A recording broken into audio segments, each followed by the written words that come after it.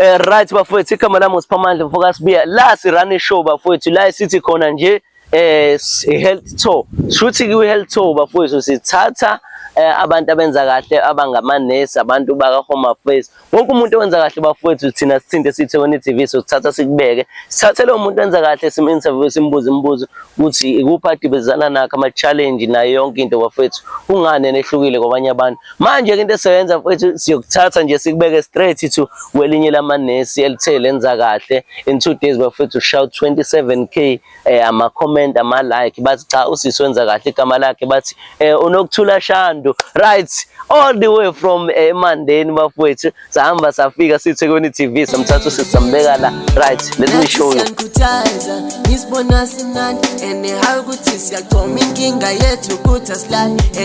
Right bafowethu, angibingelele igama lami uSiphamandla Focus Beer. Bathi umfana le kaNkoma exosha la kugezwa khona njalo bafowethu. Angihambi ngedwa bafowethu, ngihamba neThekwini TV, ngiphethe iSlova Production. Niyani niyazi abaningi bangazi njengoTshepo from Durban channel, well known as Showed from Uzalo. But asikho lapho sila namhlanje bafowethu, all the way sibone nje i-comment bafowethu sathi cha siyamdinga usisi la uzothi ukuyichaza ke nayo usisi asitshele ukuthi ubani wakabani usukaphi, then from lapha hayi bafowethu enifisa ukwazi ngaye sihlala khona. Okay, sanibonani emakhaya, igama lami nguNokuthula wakwaShandu. Ekhaya useMandeni but ngikhulele eMayville under the care of my mom, uma uBusi Mayise, oseNtendabuleni eMayville, and yeah. Right bafowethu, ngizithanda ukuthi nje shout out to iMandeni yonkana bafowethu, iphakame bafowethu esiyamdinga usisi lapha eMandeni bafowethu la azalwa khona bafowethu, ukuthi cha la akhule khona ya ukuthi nje bafowethu azosebenza le service ayiprovide la eThekwini nakhona azoyiprovide noma ikuphi kahle kahle angikhethile, bese ngithi nje shout out to Sime Sibucaye, well known as Screwdriver from Uzalo. iMandeni yonke bafowethu lengibala ngingakhohlwa babukhathaza laphana ubangubane tanki. Right sisi njengoba sichazile ukuthi ukhulelephi kanjani, into engifisa ukuyithola mina njengoSiphamandla noma umbukele esekhaya usisi siyabona uyatrenda ngokwenursing, mhlambe isiphi isizathu esikwenze wa decide ukuthi cha ngifuna ukuyokwenza inursing? Okay, ngisakhula my father used to work in a hospital. So njalo bekhuluma ngama goods and the bads enziwa okoligi okuhla kubonayo kusemsebenzini nokwenzeka ngaphandle ebese buka ama causes akho. So he used to say bobabili benoma bethi yazi ka government eyibhedlela sengathi ngatholakala amanesi noma odokotela abanesineke abakhindi abazi ukuthi bazelele emsebenzini. So ukulalela kwami lezo zinto I've grown up nje wanting to have an impact emphakathini, not only to umphakathi but to abantu engihlala nabo, because of ukuthi ngumuntu onjani, and I know ngumuntu obathandayo abantu, othandayo ukusiza and onomusa. So I think umuntu enguyena, my personality goes very well with the career that I chose of it. Ngicabanga ukuthi umbukele esekhaya uzwile ukuthi yindaba usisi wachoose ukuthi asebenze lo mkhakha kuona. And another thing bafowethu engathi mangithatha ukubheka indaba eqala ekhaya ukuya ngokuthi wena ekhaya ufundiswe kanjani. So I think abantu abenza kahle shuthi sisi ngamanye amazwi wena uqonda usitshela ukuthi lento iqala ekhaya before u provide i-service right emphakathini. Right ke sisokunye ngifisa ukukuthola lana nje umuntu ongazi right ukuthi usisi njengoba ekhona ebonakala egqoke uniform lapha usisi mhlawumbe angasichazisela ukuthi usebenzaphi. Yeah. Okay, so when I finished esikoleni UKZN in the year 2022 beku final year wami, I graduated for 2023. Graduate vele sengenza my year of community service. Now that the 4-year program at UKZN, you do the 5th year of which is the community service and you get paid for. So ngenza community service yami kadabeka ngoba beshilo nje bathi bayafika baphinde bahambe. So dala the program was ukuthi umuntu uzowenza community service bese ya-absorb. I-absorption ke means usuzoba permanent lapho.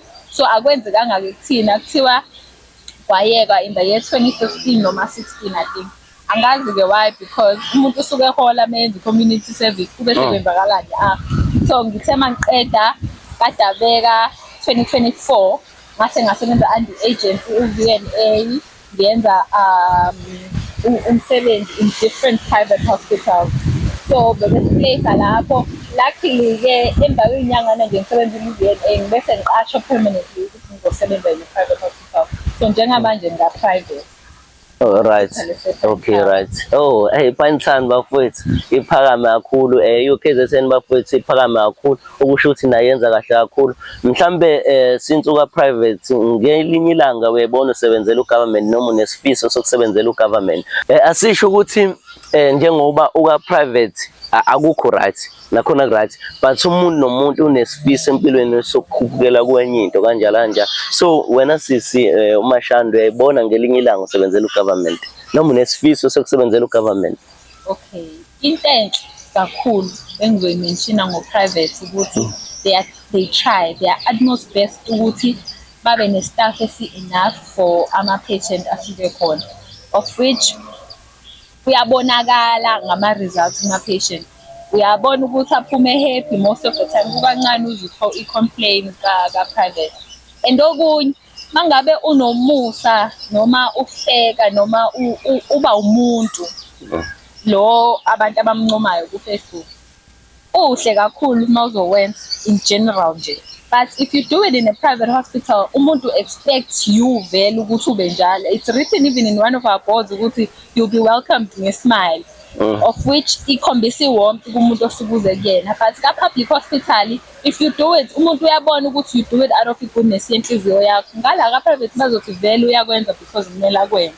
So into engingayisho nje ukuthi government, can they please employ more staff, because ukuba overworked and understaffed iyona nje into eyenza ukuthi abantu baqindezeleke kakhulu bagcina umsebenzi sebengasawenzi ngamandla abo wonke. So ngiyafisa ukuthi ama-efforts abantu, especially ama-healthcare workers aka-government are-recognize khona, because bakhona abantu abaphilayo emsebenzini and they'll always be there, but ukukhathala kuzoba khona and umuntu ngeke sakhipha their 100%.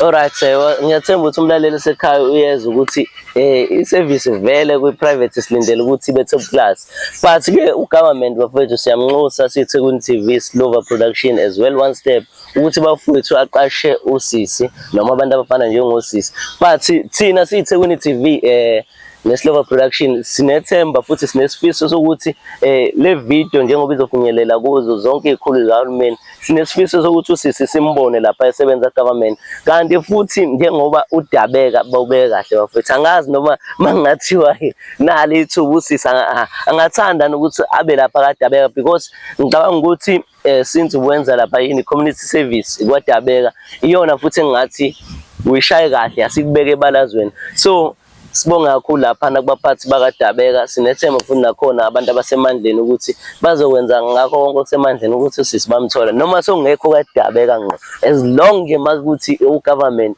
siyafisa bafethu ugovernment ukuthi amthathe umuntu ofana njengosisi. At the very same time siswami going forward ugovernment siyazi njengoba uchaza ukuthi kanjani government mostly kunekhala ekhona ukuthi abantu bakhona bafuna ukusebenza, omafesa bafuna ukusebenza. Wena yini le ozoyenza ehlukile mangathiwa nangu government manje uyaqasha esibhedlela public noma ema-clinic, kuphi nje ungathi wena ungafika nakho noma ezokwenza ukuthi masufikile kube nalento especial nje ukuthi cha khona le nurse la lapha kwaShandu umthiyo Sontshikazi yebo? Okay, ngifika like I said, angifikanga ngine plan, ngafika nje ngaba yimina, and then ubumina ibona abantu abakuthandile. So into engingayisho ukuthi umuntu from a young age mangabe uthi uzokhetha i-career, khetha into ohambiselana nayo, ayihambiselane ne-personality yakho. If you know ukuthi you're a people's person, hamba usebenze nento ezokusebenzisa ngabantu. If you know ukuthi you're a numbers person, hamba uyosebenza izinto ezodinga ukuthi uhlale office and deal with numbers. So into engingayisho ukuthi umuntu akabe passionate and then bese treat umuntu ngendlela nawe uthanda ukutreatwa ngayo. Mina I treat everyone ngendlela umuntu angitreatwa ngayo. Mangabe ngeke mina ngize okay, I made it a point ukuthi angabe ngitreat umuntu akube indlela engithanda ukuthi ngitreatwe ngayo, noma bese ngisesibhedlela ake sithi uma wami noma usisi wami ogulayo would I like into engiyenzayo mina ukuthi yenziwe kumuntu wasekhaya yini. So ile nto engayisho umehluko engafika nawo ukuthi ngibe ilo muntu enguyena nje, there's nothing much to change. Mhlambe nje since ubonile abantu bekupostile noma umuntu ekupostile omunye umuntu ongazi noma osekhaya ngayitshela ukuthi hayi umngani wakhe umpostile ngoba bayazana so mhlambe uthe mawubona ipost kwawena wazizwa njani, kube njani nje mawubona ipost njengoba nathi sithintekile siThekwini TV as well as Global Production ne One Step yangenelela lapho ube njani nje ukuthuka mase kuthiwa khona abantu abafisa ukukushutha bakubeke ebalazweni njengomsebenzi wakho? Kungithuthile shem. I think ipost ngiqala ukuyibona in the evening ngaleli langa engipostwe ngalo. And even if it was my friend ongipostile, akusiyena yedwa okhuluma into enhle ngami. You saw in the comments baningi abanye bathi siyawazi umsebenzi wakhe, how we miss you as well. Uze lo muntu ongipostile wazothatha i-screenshot from the year before, and isikhathi esiningi when they compliment me ngiyahamba ngiyobuka iprofile ngithi yazi angisamkhumbuli nokumkhumbula lo muntu.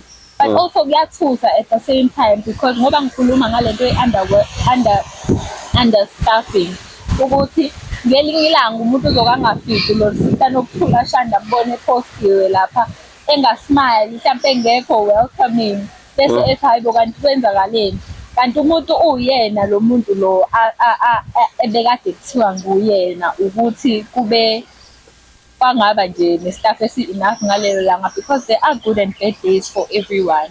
So kuthusile kuhle kuyasabisa at the same time, but I'm hoping ke ngoNkulunkulu umuntu uyaqhubeka abe lo muntu oyena because angeke uzushintshe into encane ukuthi ungabi to give your utmost best to everyone. So yeah, ilokho nje engakusho ukuthi passion and love.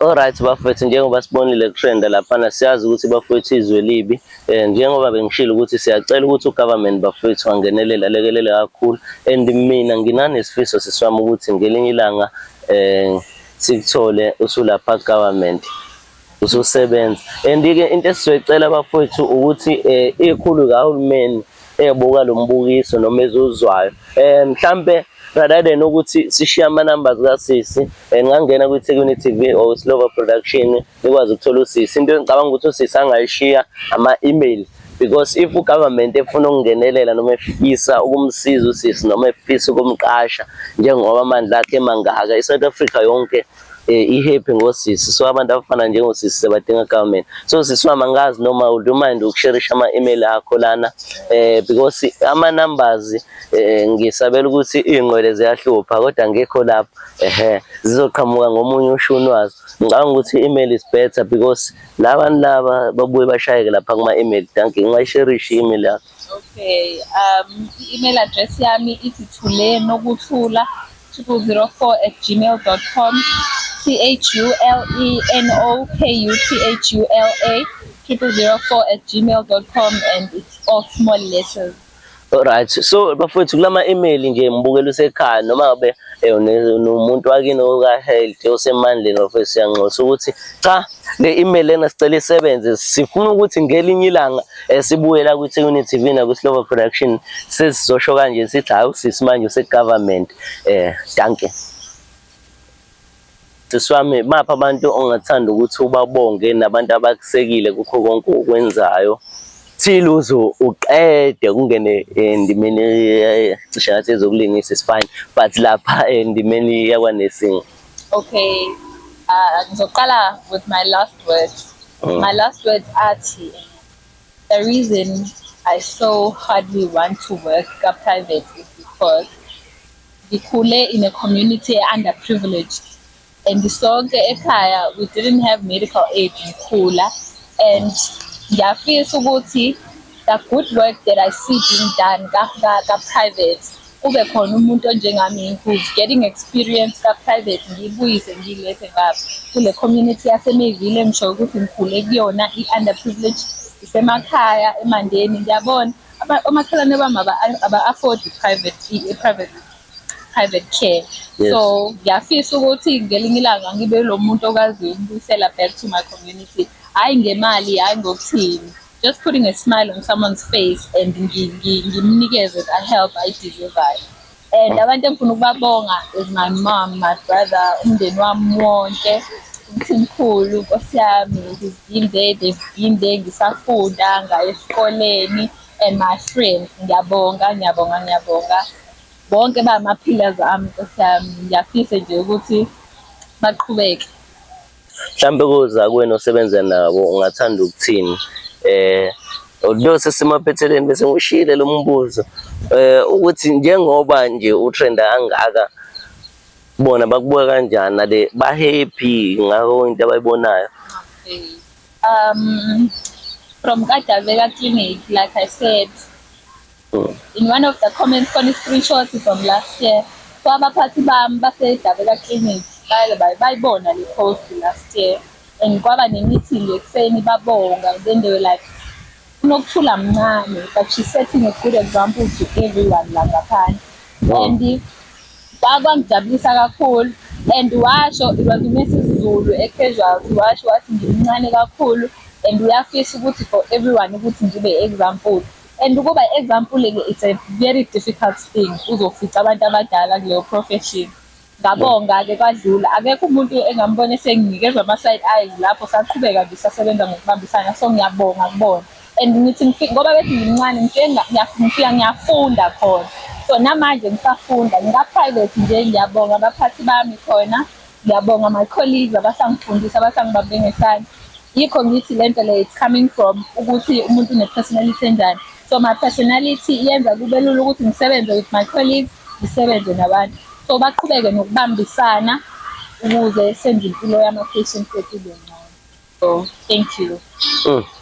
Hayi kunjalo, kuyasho ukuthi shuthi ngala ka health umkhwanazi nawe umkhwanazi nawe ngala ka health ngoba phela siyazi bafowethu ukuthi abantu abenza kahle la eMzansi bambalwa. So bafowethu siyacela ukuthi kuwo wonke umuntu ongakwazi ukungenelela nokulekelela nokuthi le video efinyelele kuyonke indawo, especially kulabo abaphezulu o presidents obani mani abaphathelene no health. Bafowethu sisi namanje ngisasho ukuthi siyamdinga. Thank you, sibonga. I believe we can fly, yeah. Press and